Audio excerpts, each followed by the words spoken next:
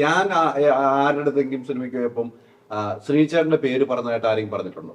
ഇല്ല ഇല്ല ഇല്ല ഇല്ല ഇന്ന് വരെ ഇല്ല. ഇല്ല. അത് രണ്ടാളും സ്കൂൾ അവന് പഠിക്കുന്ന പറയാൻ നേരം വേണ്ടേ, അപ്പോഴെല്ലാം അഭിനയിച്ചോണ്ടിരിക്കും.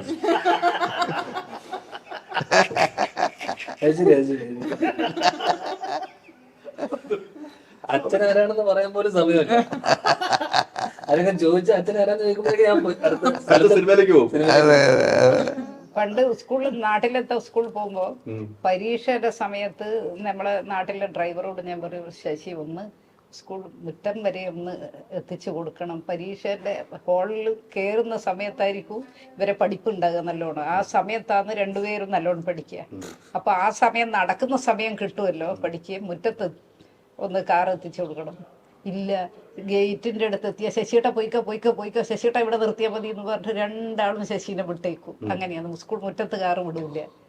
അത് ഇല്ല, അത്ര സിമ്പിൾ ആയിരുന്നു. സിമ്പിൾ എന്നല്ല, ശ്രീനിവാസന്റെ മോയെന്നായിട്ട് ആരെങ്കിലും പറയുന്ന അതൊന്നും രണ്ടാളും പറയൂല. നാണക്കേടായിരുന്നു. അറിയേ ഇല്ല, രണ്ടാളും പറയൂല. ഉദ്ദേശിച്ച നാണക്കേടാണ്. നാണക്കേടായിട്ടല്ല, പറയൂല. എന്താന്നാ എനിക്കറിയില്ല. അമ്മയും പറയൂലല്ലോ ഭർത്താവ്. അതൊന്ന് എന്നെ ഇപ്പൊ എല്ലാവർക്കും അറിയാലോ. ശ്രീനിവാസന്റെ ഭാര്യന്ന് എല്ലാവർക്കും അറിയാം. ഇവരെ അറിഞ്ഞൂടായിട്ടല്ല, പക്ഷെ ഇവര് വിടൂല. പരീക്ഷയുടെ സമയത്ത് ഗേറ്റിന്റെ അടുത്ത് വിടൂ ശശിയുടെ പോയിക്കോ പറഞ്ഞു വിടും. പക്ഷെ എങ്കിലും ശ്രീചേട്ടൻ ഒന്ന് ഹെൽപ്പ് ചെയ്യാമായിരുന്നു പിള്ളേർക്ക് വേണ്ടി, അത് ഉറപ്പായിരുന്നു. എത്രയോ സിനിമകൾ ശ്രീചേട്ടൻ എഴുതി.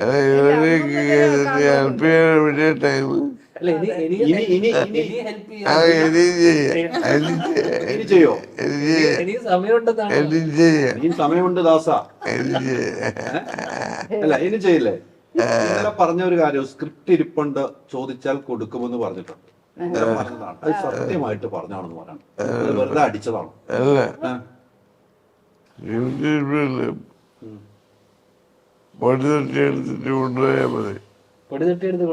ചെയ്ത കഥയാണോ?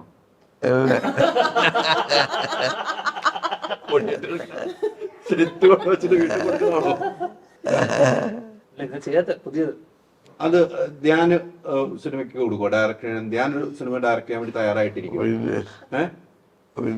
പൊടി പഠിച്ചിരിക്കും. പിന്നെന്ന് പറഞ്ഞ രണ്ടർത്ഥമുണ്ട്, അതാണ് ഞാൻ ചോദിക്കുന്നത്.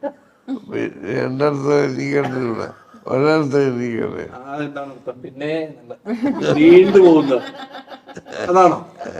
അതാണ് ഉദ്ദേശിച്ചത്. ശ്രീചേട്ടാ, ഈ നമ്മൾ നേരത്തെ ഇന്നലെ പറഞ്ഞ ഒരു കാര്യങ്ങൾ എനിക്ക് ക്ലിയർ ചെയ്യാൻ വേണ്ടിയാണ് കേട്ടോ. നിങ്ങൾ രണ്ടും ഒരുമിച്ച് അഭിനയിക്കുന്ന സിനിമ ഞാൻ നേരത്തെ ഇന്നലെ ചോദിച്ചു, ഇതൊന്നും ലാലേട്ടനും ശ്രീചേട്ടനും ഇനി ഒരുമിച്ച് ഒരു ഒത്തുകൂടൽ, ഇനി ദൈവം അനുഗ്രഹിച്ച് ശരീരമൊക്കെ റെഡിയായി, ഇപ്പോഴും കുഴപ്പമൊന്നുമില്ല, ദൈവത്തിന്റെ അനുഗ്രഹത്തിൽ തിരിച്ചു വരുമെന്ന് അന്ന് നടത്തിയിട്ടുണ്ട്. അങ്ങനെ ഒരു ആഗ്രഹം സത്യസന്ധമായിട്ടുള്ളത് തന്നെയാണ് ശ്രീചേട്ടൻ? ഉണ്ട്. ധാരാളം ആഗ്രഹം ഉണ്ടാവും.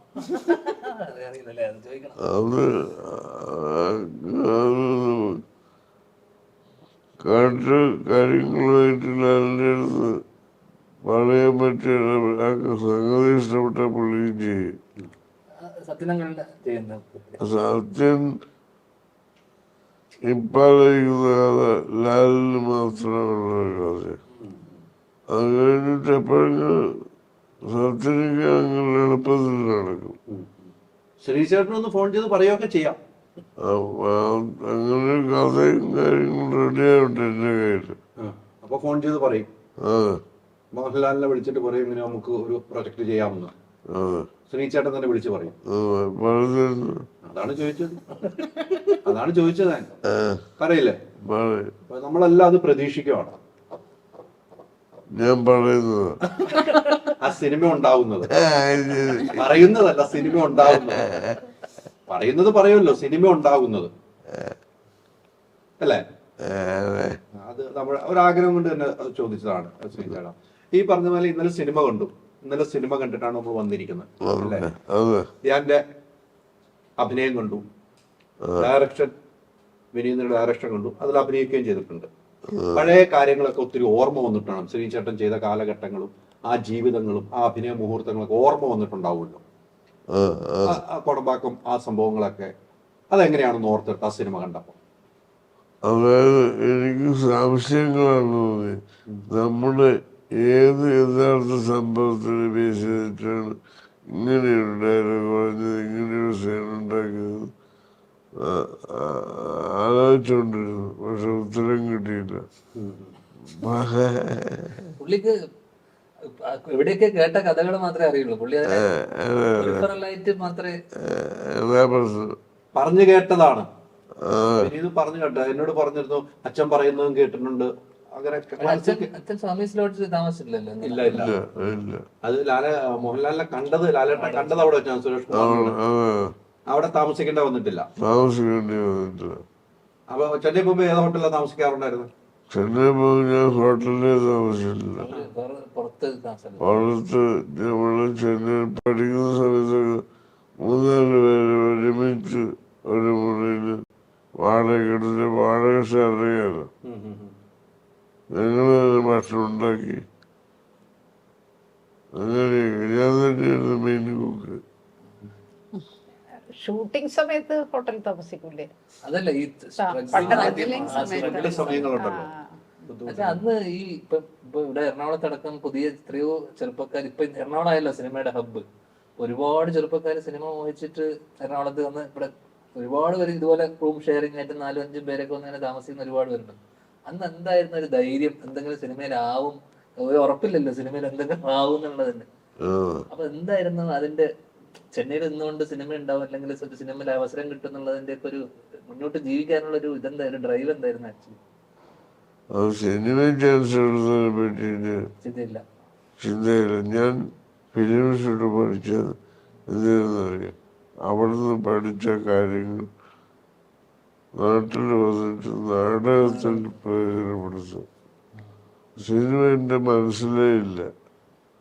സിനിമയ്ക്ക് ക്രേസല്ല. അല്പം ആഗ്രഹമില്ല എനിക്ക് സിനിമ.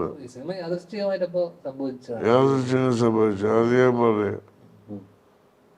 അതായത് ഞാൻ ഒരു പ്രൊഫഷണൽ നാടകം തൃക്കരിപ്പൂർ എന്ന് പറഞ്ഞിട്ട് ഒരു സ്ഥലം എടുത്ത് പിന്നെ പയ്യന്നൂരപ്പുറത്ത് നായകനോടൊക്കെ മത്സരിച്ചവര് നിയോജകമുണ്ടല്ലോ തൃക്കരിപ്പൂർ.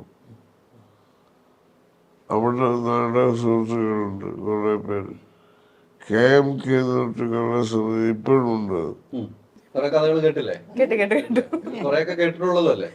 ഇല്ല കൊറേയൊക്കെ പുതിയ കഥകളാണ്.